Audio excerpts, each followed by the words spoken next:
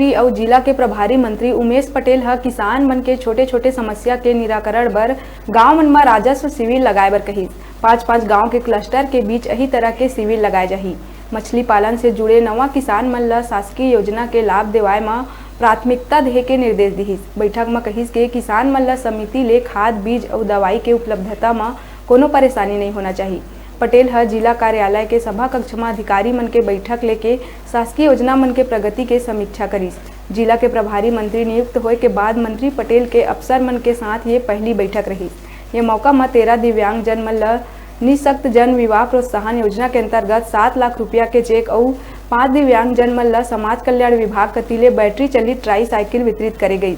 यह अवसर में संसदीय सचिव शकुंतला साहू, विधायक शिवरतन शर्मा, विधायक प्रमोद शर्मा, पाठ्य पुस्तक निगम के अध्यक्ष शैलेश नितिन त्रिवेदी, कृषक कल्याण परिषद के अध्यक्ष सुरेंद्र शर्मा, जिला पंचायत अध्यक्ष राकेश वर्मा और नगर पालिका अध्यक्ष चितावर जायसवाल उपस्थित रही।